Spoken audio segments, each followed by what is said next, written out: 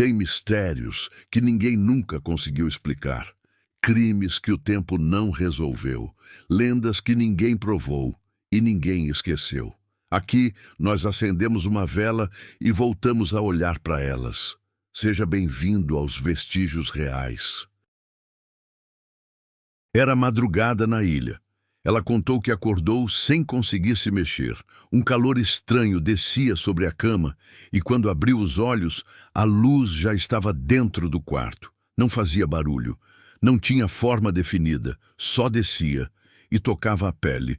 De manhã havia 2 marcas vermelhas no corpo, 2 furos paralelos, como de agulha. E ela não foi a única. Isso aconteceu de verdade e está nos documentos. Segundo dezenas de relatos de moradores, no segundo semestre de 1977, na ilha de Colares, no Pará, um lugar de pescadores, rios escuros e casas de madeira. Durante semanas, moradores juraram ter visto a mesma coisa.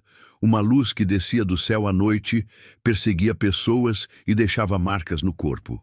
Eles deram um nome àquilo. Chamaram de chupa-chupa, a luz que sugava. E é aqui que a história sai do campo da assombração e entra na história do Brasil. O governo levou o caso tão a sério que mandou a Força Aérea investigar. Em segredo, a missão tinha nome de código, Operação Prato. Por muito tempo, quase ninguém soube ao certo o que aqueles militares registraram ali. Hoje, parte dos documentos está no Arquivo Nacional. E o que eles revelam é mais estranho do que qualquer lenda. Para entender o tamanho do que aconteceu, é preciso sentir o lugar. Colares quase não tinha luz elétrica. Quando o sol caía atrás do rio, a ilha mergulhava num escuro de verdade. Aquele escuro fechado em que cada estalo parece maior do que é. Foi nesse escuro que as luzes começaram a aparecer. E os relatos se repetiam, de casa em casa, de boca em boca.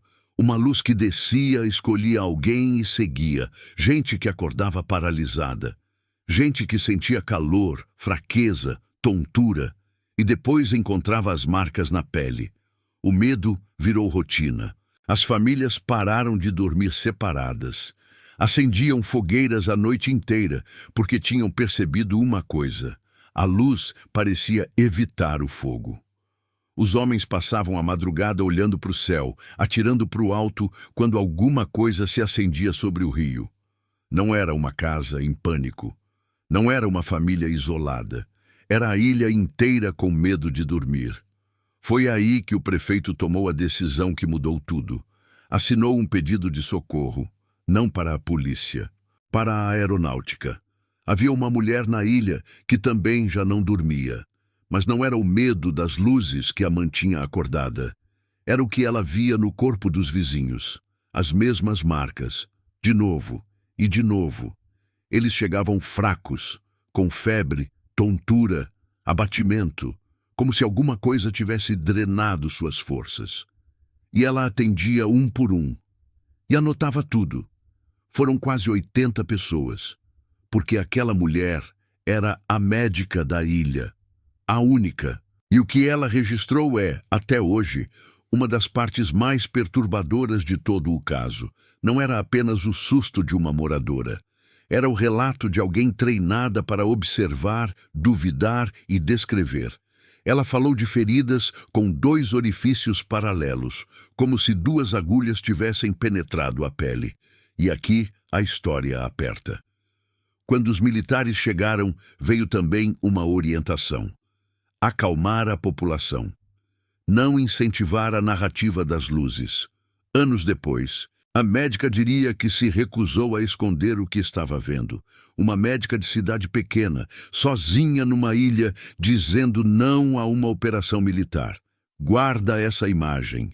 Eles chegaram de barco. Um capitão da Força Aérea no comando em campo, seguido por mais de 20 homens. Acima deles, oficiais graduados e setores de informação do governo. Não era uma visita de rotina. Era uma operação montada para observar, registrar e tentar entender o que estava acontecendo naquele céu. E noite após noite, eles esperaram o escuro. E o escuro veio. Ficaram meses ali. Quando a operação terminou, o material reunido já era grande demais para caber no improviso. Centenas de fotografias, horas de filmagem e mais de 100 testemunhos. Pensa nisso por um segundo. Não era um pescador com um borrão numa foto. Era a própria Força Aérea Brasileira.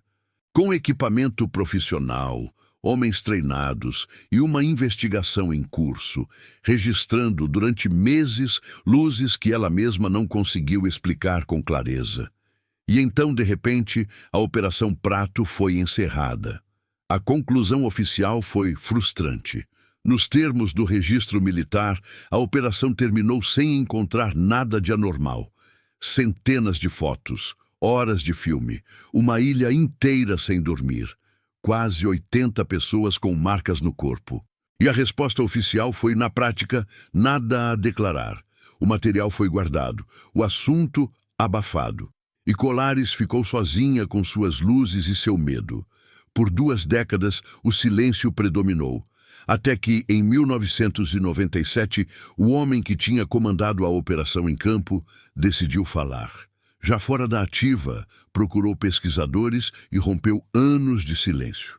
Disse que o fenômeno era real. Disse que viu coisas que nunca conseguiu explicar. 3 meses depois daquela entrevista, ele foi encontrado morto. A causa foi registrada oficialmente como suicídio e o canal para aqui, sem acusação, sem teoria. Só o que está no registro. Um homem que guardou um segredo por 20 anos falou e morreu pouco depois. O resto é silêncio. Hoje, Colares é uma cidade calma. Quem chega encontra pescadores, igreja, o ritmo lento do interior do Pará. Mas os mais velhos ainda lembram. E parte do material da Operação Prato, fotos, documentos, pode ser consultada de verdade no Arquivo Nacional. Está lá. A pergunta que sobra não é existe disco voador. É mais simples e, por isso, incomoda mais. O que foi então que a Força Aérea Brasileira filmou por horas a fio e depois decidiu que não era nada? Talvez a gente nunca saiba, mas em alguma prateleira, em algum arquivo, as luzes de Colares ainda estão acesas, esperando alguém olhar de novo. Eu sou do Vestígios Reais. Se essa história te prendeu, ela é só uma das muitas que a Amazônia esconde.